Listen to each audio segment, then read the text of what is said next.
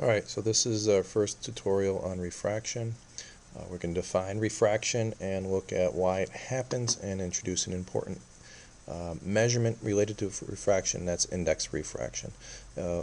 Future lessons will deal with how much something refracts and look at the conceptual aspects of that, and then ultimately another phenomenon, total internal reflection. So we're going to build off the idea we saw from the demonstrations we saw in class in regard to when you're looking at the coin that appeared when it was initially blocked by the lip, or watching the light coming from the fish tank and how it distorted images. We mentioned before that all those had in common was this concept of refraction. So let's define it and just talk about why it happens and then do some example problems with it. Okay, so like reflection, refraction is the bending of light. Okay, and the bending of light, or any wave for that matter, isn't because it's bouncing off a surface, but that's reflection. It's because it's entering a different medium. Okay, and so for light, this would be a transparent medium, entering glass, entering plastic, diamond, oil, or leaving those media. If we're talking about other waves, such as sound, a change in medium doesn't necessarily have to go from air to water, which it could. It could also ultimately be differences in temperature or differences in depth. And we'll talk about what medium does in terms of the actual measurements of the wave in a second. The second criteria, besides entering another medium, is it has to enter at an angle. When we talk about an angle, it's got to be from the normal. Okay, we always measure angles with reflection and refraction from the normal.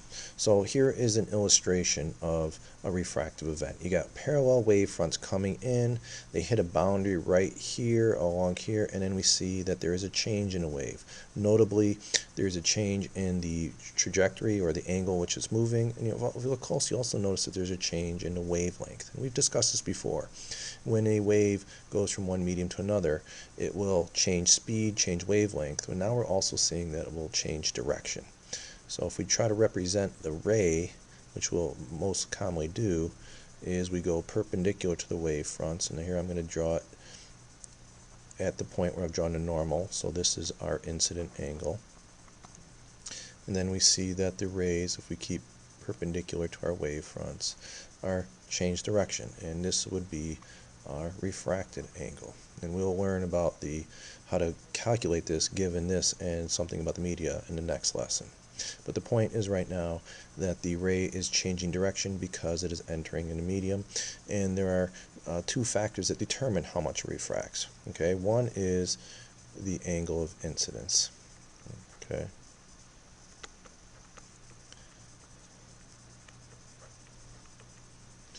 In other words, if we have a ray coming straight into the water, such that the angle with the normal is 0, there is going to be no refraction. If we come in at a moderate angle, as shown here, you'll get a moderate amount of bending. And if you're coming at an extreme angle, such that it's almost 90 degrees, we would see the greatest amount of refraction. Refraction will never bend past the normal, but the greater the angle of incidence, we will see the greater the change in its deflection. The other aspect that influences it is the difference between the two media. And really what it's about is the difference in the velocity or the speed of the wave in each medium. Okay, and this is measured indirectly. So if light in air travels one speed and it travels at a different speed in water, there's really a ratio between those two speeds. And we can use those ratios, or the ratio between any speeds for any two media, to come up with an index for the speed. In other words, a number that reflects the speed but not give the exact value. And so an important measurement that's related to speed is exactly that. It's given a symbol, lowercase m, and it is called the index of refraction. And these values are usually given in a problem, but they are also in your Regents reference tables. So let me just state this now before we look at refraction a little more. So by definition, n is just an index. It's an indirect measure of something else, and it is equal to the c over v. C is the speed of light in a vacuum, or air for that matter, it's close enough, and v is the speed in whatever medium you're interested in. So if I've got light in a vacuum, c, and the speed of light in a vacuum is also c, the index of refraction of a vacuum is 1. If I look at the speed of light in air, I will see that the ratio of these two is just a little bit over 1, 1.0009 to be more exact. For all intents and purposes, the index of refraction of air is 1. If I have light in, let's say, water, where the speed was, let's say, 2 times 10 to the 8th meters per second, then if I take c, which is 3 times 10 to the 8th divided by 2 times 10 to the 8th, I get 1.5, which means in that particular medium, the light travels 1.5 times more slowly in that medium than in a vacuum. Okay, so let's look at why entering a medium at a different angle would give you a bending effect. So an easiest analogy to look at is with soldiers or a marching band marching in formation. So if you look at the diagram here, we have evenly spaced rows, which represents a wavelength of some sort, and the marchers are all marching with a common frequency. So we have two media right here. Let's say this is asphalt, and let's say this is mud. Okay, where we'll have an extreme change. Right. When the marchers enter the mud, their frequency is still going to be the same. They're very disciplined. They're going to move their legs up and down with the same rate. But because the mud is stickier, they're not going to be able to advance as far per cycle. So you can see two things happening. Visually, you can see that their wavelength has gotten less, right? They're a little closer together because they're not going as far. In other words, their speed has gone down. That should make sense. When you enter a asphalt and mud, you're going to go slower. But why would you turn is a little bit more subtle, and that's where the angle part comes in. So if you look at this boundary right here, where the first person in the formation hits, namely this person, he or she, when upon hitting the mud, are going to go slower, but these guys who are still marching with the same frequency are going to cover more ground because they're still in a faster medium. So if they travel a little further than this person does, there's going to be a natural turning effect. So if you look at that ray versus that ray, we see, well, my drawing isn't very good, that they're not quite as parallel. And if we go to the next cycle, right, they're even less parallel to each other. There is a bending effect between those that are in the faster medium versus the lower medium. Okay, once they're all in the medium, then they start moving parallel to each other and move off in a straight line because they're all moving at the same speed. So refraction can be explained using a physical particle type model. So we also mentioned that there's a speed change and that there is a wavelength change. So let's look at that right now.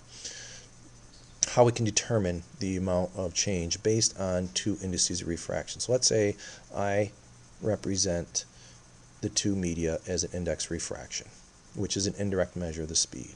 What I can say very simply is if I do the ratio of the two indices of refraction, that's going to be by definition c over v1, which is, and this will be c over v2. Okay, so flip and multiply, we see that the c's cancel out and we get v2 divided by v1. So the ratio of the indices of refraction is equal to the inverse ratio of their speeds. Now if we apply the wave equation, we know this is equal to lambda 2, the wavelength in the second medium, multiplied by f2, and this one would be lambda 1 divided by f1. Going back to what we learned about waves in general, and light is no different, the frequency of the wave depends on the source. Okay, in this case, the marchers, that's just what the beat is, what they're supposed to be marching to. So when they enter the mud, that doesn't change. So F1 and F2 are the same, and so they cancel out. And this would be true of light. So we get another relationship for the ratio of the wavelengths. So going back to our equation, we can write in here then N1 over N2 equals V2 over V1, which equals lambda 2 over lambda 1. So that's an important ratio that is utilized. Okay, so let's look at an example problem and finish up here. All right, so in the diagram on the left, referring to this, where we have rays coming in, we have medium 1 is air, and we're entering water. Okay, and we want to be able to predict, not so much the angles yet, we'll do that later, how fast the wavelength and frequency in water compared to in air, knowing the wavelength. Okay, so let's take the first one, the speed in water. if you looked up in your Regents reference tables the index refraction of water, you'd see that it's 1.33 and air is 1.0. So we can say, based on the index refraction of water equals the speed of light in a vacuum divided by the speed of light in water. Alright, so solve for the speed of light in water. And that's nothing more than c over the index refraction, which is 3 times 10 to the 8th divided by 1.33, and I believe this is 2.5 times 10 to the 8th meters per second. Okay, so the speed of light in water is 1.33 times less than that of a vacuum. Very simple problem. Now, if we want to look at wavelength, we could use the wave equation, knowing the velocity and the frequency of the water, which isn't given, but we could figure it out, or we can use this ratio. So we'll go with the ratio because we have all the information. So I'm looking for lambda 2, so I'm going to say lambda 2 equals lambda 1. If I bring the lambda over to the other side, I can do V2 over V1, or I'm going to do N1 over N2, because those are givens. So that's going to be 500 nanometers. I'm just going to leave off the units. We started in air, that's N1. We entered water, 1.33.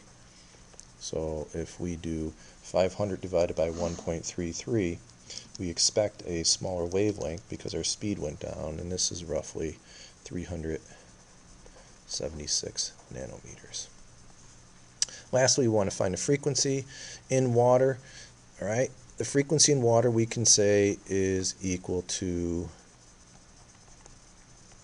the speed in water over the wavelength in water, in which case these are both 2. We can also do it for the speed in the air over the wavelength in the air, because the frequency is the same in both media.